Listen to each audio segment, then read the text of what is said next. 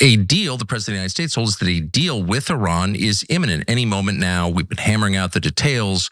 Our crack diplomatic team has been traveling back and forth to Pakistan, and we're very, very close. That turns out it's not true. That is, and we counted, the 38th time the President of the United States has announced since March 23rd an imminent deal with Iran. And like the other 37 times, this one turns out to be completely untrue for whatever reason. And we are back to bombing Iran. If it wasn't already clear, it's definitely clear now that the gloves are off, and Tucker Carlson hasn't really been shy about hitting President Trump's handling on the war against Iran. Now, in fact, his latest monologue has further ruffled some feathers, especially when it comes to Israel's most ardent defenders. Now, since Dave Smith is really no stranger to doing the same to Israel firsters, he joins us today, and I want him to react to some of the clips from Tucker Carlson's monologue. So Dave, before I get to the clips, did you watch his monologue at all? I've seen a couple of the clips, but I have not had a chance to sit down and watch the whole thing, which I do watch almost every episode of his show, so I'm sure I will at some point. But yeah, I mean, I think he's spot on. Yeah, and he not only did a great monologue, he interviewed John Mearsheimer for his last episode. So I highly recommend watching the whole thing. Now, with that in mind, the whole point of his monologue was to kind of focus and emphasize on the fact that the US has lost influence and has shown the limits of US power simply by engaging in this war against Iran. So let's go to the first clip where he kind of lays out the very beginning of his argument. As of right now, Iran controls the Strait of Hormuz. It did not when this war began, now it does. And so what do we learn from this? Well, we learn that President Trump is not a great diplomat. He's overselling this like it's an all-you-can-eat buffet in Atlantic City. Oh, it's gonna be the best. And so it's tempting to kind of lay all of the blame at Trump's feet. And on one level, it is all his fault. He decided to do this. Whatever pressures he faced, it was his decision. And he has oversold America's position in this. And he is, in some very real way, not good at this. But that would be to minimize the profound nature of this moment. What we're really learning is not simply that Trump is a spotty commander-in-chief and certainly no diplomat and obviously not a deal maker. If you announce a deal 38 times and it doesn't materialize, you're not a deal maker. What we're beginning to understand, unfortunately for the rest of us, are not just the limits of Trump, but the limits of American power. The United States military has not been able to open that strait to shipping to the rest of the world, to global commodities, in months. And there is no promise that it will be able to. And gas is now more expensive in your town because of this war. So after that, Tucker kind of talks about the importance of moral power. And I had never really thought about it in those terms, but he says that Trump's conduct, our conduct during this war has weakened US's moral power. Okay, so our military may have committed war crimes in the past, but at least we denied it and acknowledged that war crimes are immoral, that they're wrong, that we want to uphold international law. But now our government, and to be honest with you, I think this started under Biden and is now on steroids under Trump. But now our government and military carries out war crimes in the open, including assassinations of foreign leaders, assassinations of military generals, as was the case with Qasem Soleimani in Trump's first term. And here's more of Tucker's argument on this matter. The United States government has threatened to target and then 2 days ago, targeted civilian infrastructure. Meaning the systems that keep people alive, keep civilians alive in Iran and any country. Power, water, sewage, desal. Necessary for life. The lives of people who are not fighting in the war, who did not make the decisions that led to the war, who are innocent bystanders. The kind of people you are not allowed to kill on purpose. But when you destroy civilian infrastructure, you are killing them on purpose. And so while the US government in war has destroyed civilian infrastructure at scale, by the way, during the Second World War, this has happened before, but it has never happened so openly and without apology. And never once has any American leader threatened in public to kill civilians unless the government of the country he opposes submits. That's never happened because that's barbaric behavior. That's not what civilized nations do. And there's also, of course, because why wouldn't you at this point, it's threatening nuclear strikes against entire populations, or as the president himself said, civilizations. So note that Tucker says that Trump's behavior is barbaric behavior. I definitely agree 100%. And so that type of commentary, I think, is really important. And while it might not move most of the base that voted for Trump, there's definitely like that 25% of the country that's bought into the cult of personality, and they're not going to move off of their support of Trump no matter what. I think that the Trump base has in fact fractured because a pretty significant portion of them actually meant what they were saying when it came to no new wars. We're sick of getting involved in these endless wars in the Middle East. We want you to focus on the United States. We want you to focus on affordability. What they got instead was honestly a monster. I mean, when you think about what Trump posted on Easter Sunday, talking about taking out an entire civilization. It's just absolutely disgusting behavior. And I'm glad we have someone who is conservative calling that out. Look, I don't know what your plans are for the summer, but if you're still paying Verizon or AT&T tons of money for your phone plan, you should stop. Really, stop right now. My friend Andrew Yang, the guy behind Universal Basic Income, launched a phone company and he's basically giving money away. He loves to do that. Seriously, it's been a total game changer for me. I use it. Here's the deal. If you sign up right now, new customers get the first 3 months completely free. No tricks, no catch. The whole summer, totally free. That's money you can spend doing things you actually enjoy, like going to the beach, going to a concert, grabbing ice cream with your friends, whatever you want. Not convinced? Here's the cherry on top. Noble Mobile actually pays you to use your phone less. The less data you use, the more cash back you get right into your account. So not only are the first 3 months free, but the 4th month could be super cheap too with all the cash back you've gotten in the first 3 months. And don't worry, you're still getting great, reliable coverage on T-Mobile's 5G network. I'm telling you, this deal is too good to pass up. Stop throwing money away. Do yourself a favor and let Noble Mobile pick up the tab for your summer plans. Why spend your summer doom scrolling when you can be out having fun? So make this switch today at tyt.com/switch. That's tyt.com/switch. What do you think, Dave? Yeah, well, I mean, I certainly agree with that, with all of that. And I think that, I've made this point a lot, but I do think it's really significant that, well, I've just never seen anything quite like this dynamic with Donald Trump, where he has a little over a year into this second term, he's lost Tucker Carlson, Megyn Kelly, Candace Owens, Alex Jones. He's lost so many of the biggest right-wing commentators in the country. It would be like, I'm not exaggerating to say it would be the equivalent of if Obama had lost Rachel Maddow and Jimmy Kimmel and Stephen Colbert, if they had all turned on Obama over, hey, promising to run on ending wars and then starting new wars, or but that never happened with him. We've never kind of really seen this before, and so I do think that's really good. I think it's very good that there's some degree of penalty, because it's not like there's any other area of penalty for being a war criminal president. That's we got a pretty strong precedent set on that. I do think that there's just, I agree with a lot of what Tucker's saying there. Obviously, I guess you could say, well, I guess we did do the same thing to Japan, right? We said, unless your government surrenders, we're going to total war against your entire civilian population and we're going to destroy you. It's just that things are a little bit different. The 1940s were a very different time than today is. Also, Hitler's Nazi Germany and Imperial Japan just really made for much better boogeymen for a lot of obvious reasons. And they really were strong, scary empires that were slaughtering people and were threatening to take over. And so it was much easier to spin a narrative.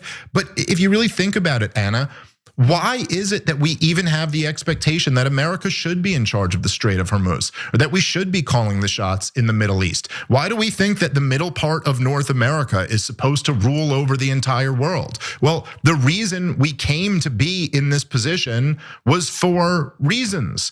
none of which exist anymore. America won 2 world wars because we had the biggest industrial base in the history of mankind. And we transformed that from a capitalist, productive industrial base into a government weapons making machine to win back-to-back world wars. We also had the advantage of we got in late, so everyone else was already tired. And then we got in, and we didn't do any of the fighting on our home country. We did all of it in other people's countries. So at the end of it, they were all destroyed and we were still productive. And that gave us this crazy head start over the rest of the world that we've kind of milked for now. But we don't have that productive capacity anymore. We just have the fact that we can blow up the world a lot of times over, but so can other countries. And I think the really historic moment about this war seems to be that our bluff has been called. We've been picking on third world countries for 50 years, and we finally picked on a mid-sized one. Not even a great power. It's not like we went to war with China. It's just we picked on a country that's got some intercontinental ballistic missiles and a real government and can cause some problems, and we're falling to pieces over it. So, yeah, looks like a sea change. Yeah, look, you made a lot of great points there. The thing that stands out to me the most in terms of, we live in a multipolar world at this point. I think it's undeniable. Anyone who denies it is out of their mind. And I think Tucker Carlson is right when he says that this war has revealed us as, kind of a paper tiger at this point. But that's terrifying because I think that we take for granted that we don't see warfare domestically, that we don't see or experience what civilians in these Middle Eastern countries have been experiencing for many decades. And that is terrifying, especially when you consider the fact that we were already spending close to $1 trillion a year on the annual National Defense Authorization Act, funding the Pentagon. Now Trump is asking for $1.5 trillion. And what did that money get us? The way that wars are fought has changed so rapidly in just a few short years where, if you have these easy to make cheap drones and the US and Israel are not prepared for that, well, your aircraft carriers and all your, fancy military equipment that the American people have been forced to overpay for, isn't really going to do you justice when it comes to fighting against even a mid-sized power as we're experiencing. And to your point, I don't think that the United States should have control over the Strait of Hormuz. I think what would have been ideal is if the previous status quo remained, but by attacking Iran, they had threatened, we're going to shut down the Strait of Hormuz if you attack us. And they made good on that promise. It's not like Trump didn't know. Now, the most haunting part of Tucker's monologue, if you ask me, is a question I've been asking myself a lot. It has to do with the illusion of liberal democracy and what could happen next as Americans increasingly realize that we can't really vote our way out of this. Take a look.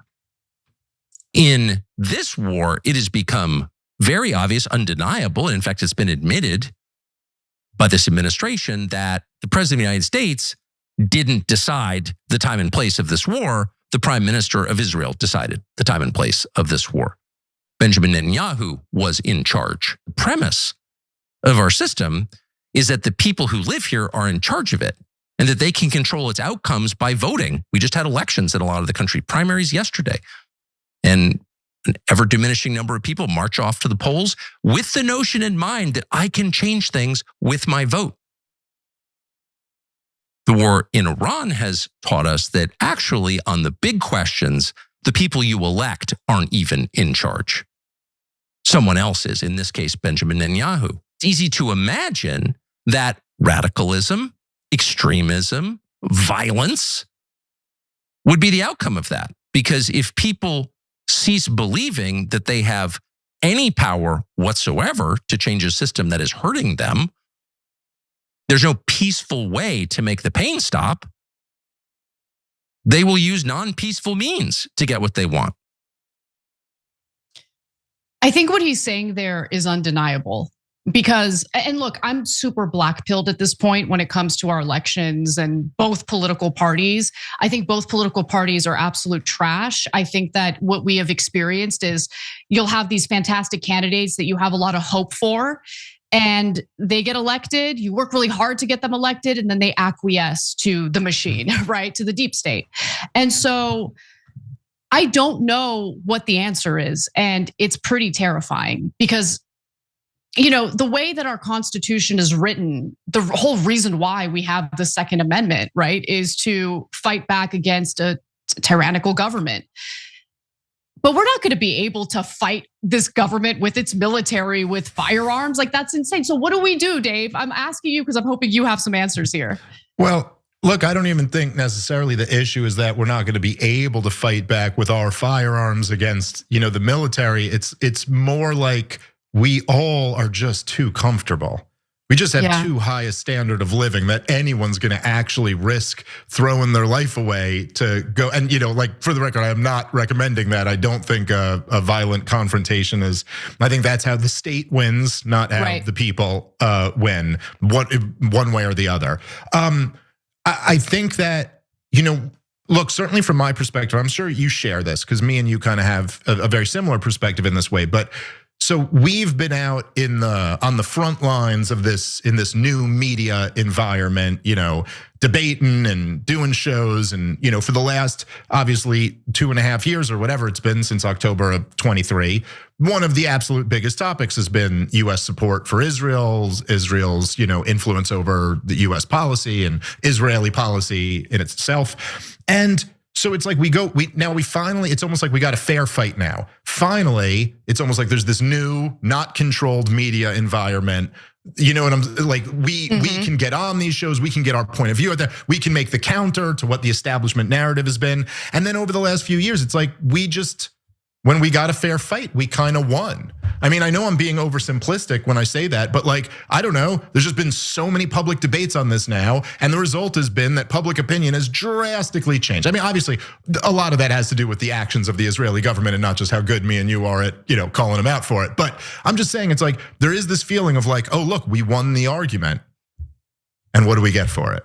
The country is more critical of Israel than it's ever been in my entire life, by far. Yeah.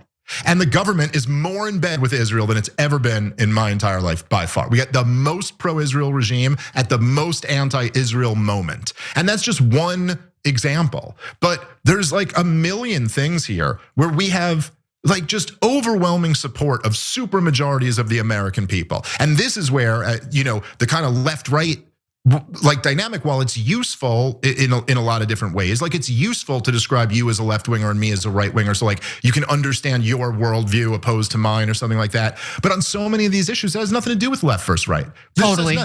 Even like what you were just talking about, like what does this $1 trillion a year empire get us? Well, I mean, what it gets, it's a giant wealth transfer scheme from the workers to the rich. Who defends that? Who defends? But like me and you may have an argument about whether we should have redistributive policies from wealthy to poor people, but we could both definitely agree we shouldn't have it the other way around. Like, absolutely. Even when they brag, oh, Israel has to spend all that money in America. Oh, so you mean it goes from the taxpayer to the military-industrial complex? So that's what I'm supposed to be celebrating here.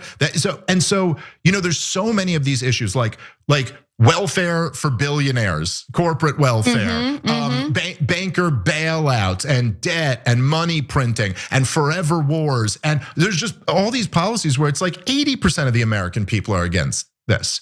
Absolutely. But this is what we get, but we still get more and more of it. Now, I will tell you, my white pill in all of this is that, look, it's unsustainable for it to keep going like this. And it's never really been like this before.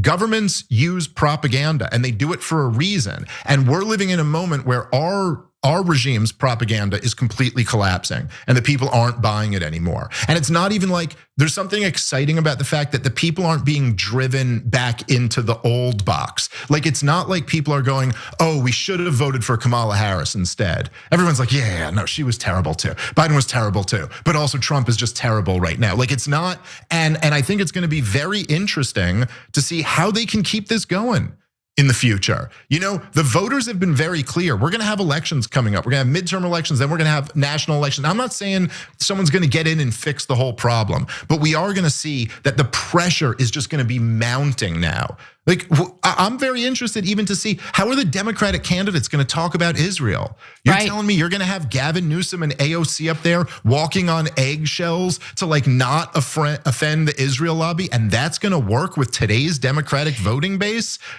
Dave, to your point, some in the audience, and I don't begrudge them at all for asking this question, right? They'll be like, you play too many of these Tucker clips. But guys, the reason why I'm doing it is because he has been one of the most vociferous critics of US foreign policy that's tied to our alliance with Israel. I would love to, if AOC were saying the same things, you think I wouldn't love to play AOC's clips?